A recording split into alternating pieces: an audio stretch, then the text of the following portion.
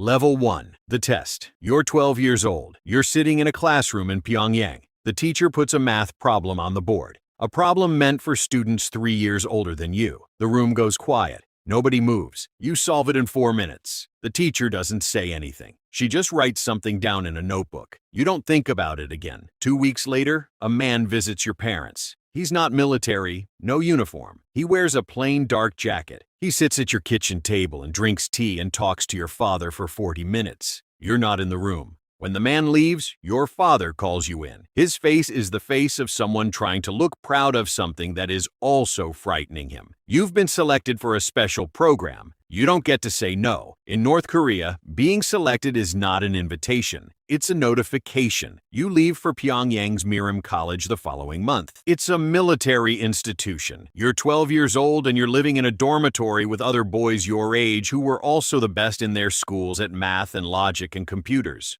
None of you know what you're being trained for yet. The school has computers. This is unusual. In a country where most people will never touch a computer in their lives, you have a room full of them. You spend 6 hours a day learning to code. You learn English, not to speak it, to read it. Technical manuals, programming documentation, security papers. You're 12 years old, and you're learning to read the architecture of systems that most engineers in the world spend careers studying. The state identified you. The state owns you now. You just don't feel that yet because the food is good and the computers are interesting and you're 12. Level 2. The training. 6 years later, you're 18. You transfer to Kim Il-sung University, the country's most prestigious institution. You're in the computer science and information security track, a program that doesn't appear in any public listing of the university's courses. Here's the thing about being trained as a hacker in North Korea. You're learning to attack a version of the internet you have almost no access to. The internet in North Korea is not the internet. It's a closed domestic network called Kwangmyong, local websites, state news, nothing outside. The real internet, the one you're being trained to destroy, exists for you only in controlled lab environments.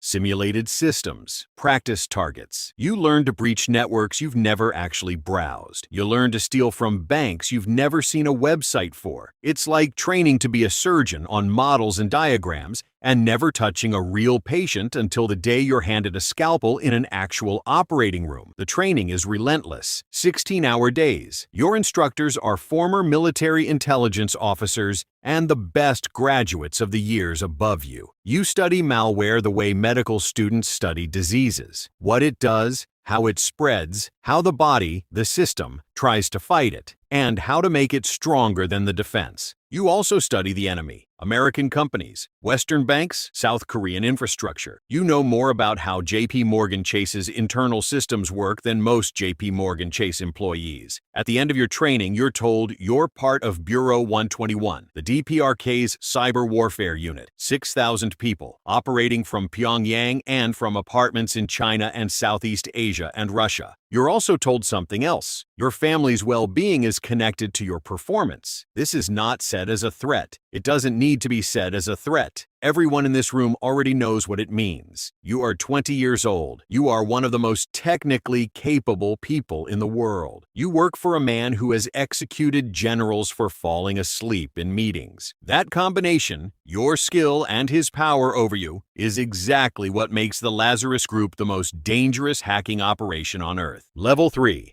The apartment. They send you to Shenyang, China. You travel on a diplomatic passport that lists your occupation as a trade representative. Your apartment is on the 4th floor of a nondescript building near the train station. You share it with 3 other operators. The blinds are always closed, not ordered to be closed. They're just always closed. You don't discuss this. You have a desk, 2 laptops, an encrypted VPN that routes your traffic through servers in 17 countries, and a list of targets that comes down from Pyongyang through an encrypted channel. This is your life now. You wake up, you work, you sleep. You don't go out more than necessary. You don't make friends with neighbors. You don't talk about work in any space that isn't this room. When you need groceries, you go quickly and come back. Your cover identity is thorough. You have a LinkedIn profile. Your name is different. Your photo is different. Your employment history leads to a front company registered in Macau that actually has a website and a phone number. You have a GitHub account with years of commits. You have an email address that's been active for 4 years. You look exactly like a mid-level software developer looking for freelance work. This is how Lazarus operates, not with the theatrics of movie hackers, hooded figures in dark rooms, with patience, with paperwork, with identities built so carefully over so long that Western companies invite you in voluntarily. Your first real operation is small. You probe the network of a South Korean defense contractor. You're not stealing yet. You're mapping, finding the paths, the weak doors, the security systems that haven't been updated. You write a report. It goes to Pyongyang. Someone above you decides what to do with it. You never find out the result. That's the design. No one knows the whole picture. You've been in this apartment for 2 months. You haven't spoken to your family. You send money home through channels you don't fully understand. You don't know if they're receiving it. You work anyway. Level 4. The Sony Job, 2014. The target is Sony Pictures Entertainment. The reason tells you everything you need to know about who you work for. Sony is about to release a film called The Interview, a comedy in which 2 American journalists are recruited by the CIA to assassinate Kim Jong-un. The film makes fun of him, specifically, personally, by name. That's the reason. A comedy, a film that hasn't even been released yet. The order comes down. Destroy them. You and your team spend months inside Sony's network before anyone knows you're there. You access emails, personnel records, salary databases, unreleased films, executives' private communications. You move through their systems the way a person moves through a house whose owners are asleep. On November 24, 2014, you deploy the Wiper malware, not ransomware. You're not asking for money this time. This is punishment. The malware permanently destroys data on Sony's computers. It overwrites the master boot record so the machines can't even start. It takes Sony Pictures weeks to get basic functions running again. Then the emails start being leaked publicly. Private conversations between executives,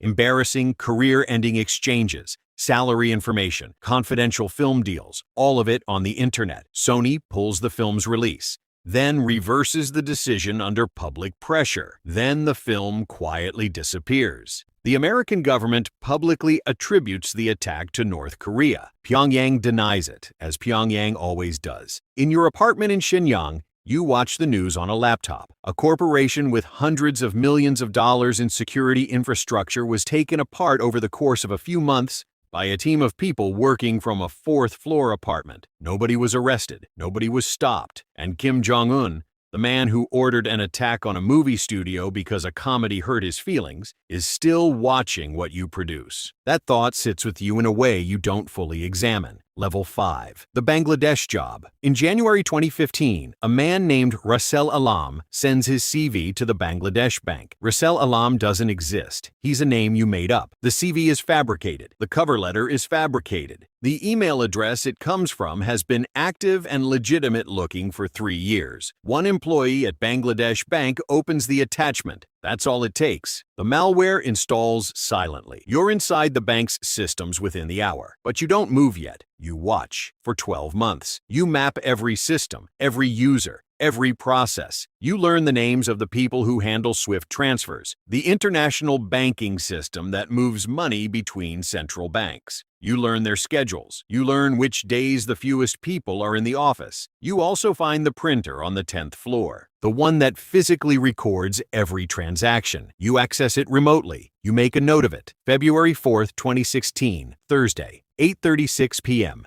You send 35 transfer requests through Bangladesh Bank's SWIFT connection to the Federal Reserve Bank of New York, where Bangladesh keeps its foreign currency reserves. Total value, $951 million. Almost every dollar they have. You've timed this precisely. In Bangladesh, Thursday evening is the start of the weekend. The bank is empty. In New York, it's Thursday morning. The Fed processes the requests and the first transfers go through before anyone looks closely. You've also silently disabled that 10th floor printer. No physical record of the transfers being printed means nobody notices anything until it's too late. $101 million clears. The money is already moving through accounts in the Philippines you set up 8 months ago under fake identities before anyone at Bangladesh Bank sees what happened. Then the Federal Reserve flags something. One of the destination accounts is at a bank branch in Manila located on Jupiter Street. Jupiter is also the name of an Iranian shipping vessel currently under sanctions. The word Jupiter in a transfer triggers an automatic review. 30 transactions worth $850 million are frozen. A street name. That's what stops you. $81 million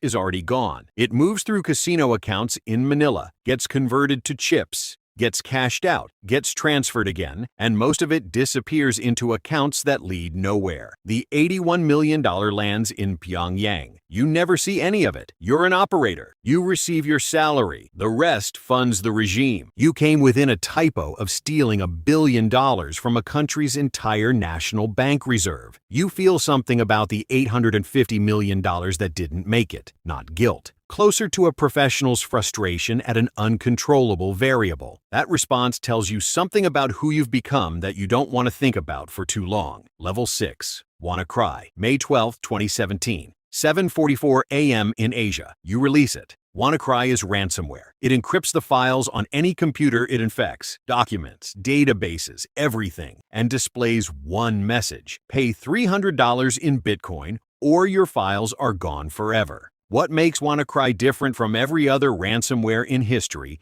is the exploit it uses to spread. Eternal Blue, a tool developed by the NSA to penetrate Windows systems, stolen by a hacker group called Shadow Brokers and leaked online 2 months earlier. You took a weapon built by American intelligence and aimed it at the entire world. WannaCry doesn't need anyone to click a link. It doesn't need a phishing email. It finds vulnerable computers on a network automatically and infects them, and then uses them to find more vulnerable computers. It's self-replicating. Once you release it, you cannot control it. That is, in some ways, the point. Within 24 hours, it has infected 230,000 computers in 150 countries. In the United Kingdom, the National Health Service goes down. Hospitals can't access patient records. Operations are canceled. Ambulances are diverted. Doctors are writing patient information on paper because the computers are locked. The NHS estimates the attack costs them $92 million. Boeing's manufacturing systems are infected. FedEx, Nissan, Renault, universities, telecom companies, banks. A security researcher in England accidentally stops the spread by registering a domain name hidden in the malware's code, a kill switch nobody knew was there. The spread slows, but the damage is done. The total global cost of WannaCry is estimated between $4 billion and $8 billion. The ransom actually collected approximately $140,000. The financial return is almost irrelevant. This wasn't primarily about money, it was about demonstrating capability, about showing every government and corporation in the world that a country with almost no consumer internet access, with a GDP smaller than many American cities, could reach inside their most critical systems from the other side of the planet and lock them. You watch the news reports from your apartment. A reporter is standing outside a hospital in England. Behind her, through the glass doors, you can see staff with paper and pens. You look at that image for a moment, then you close the browser and check your next assignment. Level 7, the crypto era. After Bangladesh, after WannaCry, the world's banks improve their defenses. SWIFT adds security layers. Central banks implement new protocols. The window that existed in 2016 gets smaller. Pyongyang sends new direction. Cryptocurrency. Crypto is everything traditional banking isn't. Transactions are irreversible. There's no central authority to call and say, stop that transfer. There's no SWIFT oversight. There's no Federal Reserve to freeze an account. Move crypto from a wallet and it's gone as completely as if it never existed. Your new targets are exchanges, the platforms where people buy and sell digital currency. They hold billions in assets, and most of them, in 2017 and 2018 and 2019, have security infrastructure that would be embarrassing for a mid-sized accounting firm. Your technique evolves. You don't attack the exchange directly. You attack the people who work there. You create a LinkedIn profile for a senior developer role at a fictitious company. You spend 3 weeks making the profile look real. Posts, connections, recommendations. a history of contributions. Then you send a job offer to a software engineer at the target company. Good salary, interesting project. Please download this technical assessment to begin the process. The technical assessment contains malware. In March 2022, a senior engineer at Sky Mavis, the developer behind the crypto game Axie Infinity, opens what he believes is a job offer from a competing company. The malware installs. Through his credentials, you reach the Ronin network, the blockchain bridge that handles all transactions for Axie Infinity. You extract $625 million in Ethereum and USDC. It takes the company 6 days to notice. In February 2025, the same method reaches Bybit, the world's second-largest cryptocurrency exchange. This time, the number is $1.5 billion, the largest single theft in the history of financial crime. Any kind of financial crime, bank robbery, securities fraud, wire fraud, nothing in history compares to $1.5 billion moved in a single operation. The total amount stolen by the Lazarus Group since 2017 in cryptocurrency alone is estimated at over $6 billion. Every dollar of it goes to Pyongyang. The regime uses it to fund the nuclear weapons program that the United Nations sanctions were designed to starve. The sanctions were built to stop North Korea from building nuclear weapons by cutting off its money. You are the reason the sanctions don't work. You, in an apartment with a laptop, are funding a nuclear arsenal. You know this. You don't think about it more than briefly. There's another assignment waiting. Level 8. The price. In 2018, the United States Department of Justice indicts a North Korean man named Park Jin-hyuk for his role in the Sony attack, the Bangladesh heist, and WannaCry. Park Jin-hyuk is real. He worked for a North Korean front company operating out of China called the Korea Expo Joint Venture. The DOJ found him through a trail of technical evidence, email addresses, code signatures, operational patterns. They built a 179-page case. Park Jin-hyuk is not in an American courtroom. He's in North Korea. He will never be extradited. The indictment is symbolic, a public statement that the United States knows who you are. You read the DOJ filing when someone sends it through the group's channels. There's a photo of Park in the document. You've met him. You worked parallel operations. He looks in the photo exactly as he looks in person. You think about what an indictment in the United States means for you practically. Nothing, while you stay in North Korea's orbit. Everything if you ever try to leave it. Some people have tried. A Lazarus Group defector, one of the few, told South Korean intelligence after escaping that the thing that keeps most operators from running isn't ideology. It isn't loyalty to the regime. It's the family. Your parents are in Pyongyang. Your sister is in Pyongyang. The state knows exactly who they are and where they are and what they depend on. The implicit contract has never been stated directly to you, but you understand it completely. Your performance protects them. Your failure endangers them. Your defection condemns them. This is a hostage situation that was constructed before you were old enough to understand what a hostage situation was. You are 28 years old. You have stolen more money than most people will see in 1,000 lifetimes. You have shut down hospitals. You have destroyed a corporation. You have funded missiles. You live in apartments with closed blinds in cities where you don't speak the language.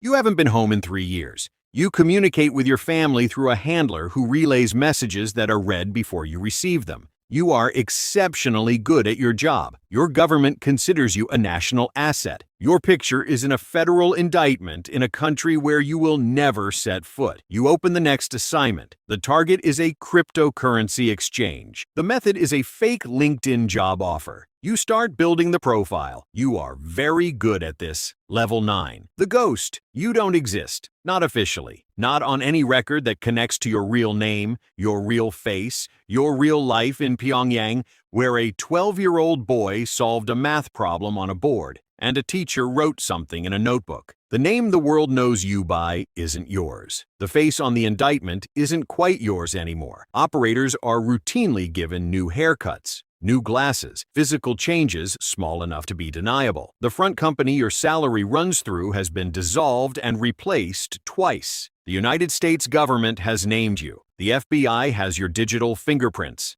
Cybersecurity firms in 6 countries have studied your code the way forensic teams study crime scenes, looking for patterns, habits. The tiny signatures that every programmer leaves in their work without knowing it. They know how you think. They can recognize your work. They just can't reach you. North Korea now generates an estimated 40% of its foreign currency through cybercrime. The country that the world tried to isolate with sanctions found a door that sanctions can't close. It goes through a laptop. It goes through a LinkedIn profile. It goes through one employee at a company somewhere in the world who opens an attachment that looks like a job offer. Somewhere tonight, there's a transaction happening. Money moving between wallets in fractions of seconds across a blockchain that exists in no particular country and answers to no particular law. In an apartment in a city you don't need to name, a person whose real name you'll never know is watching a progress bar. The blinds are closed. The money is moving. Nobody knows they're there. That's the whole point. That's always been the whole point.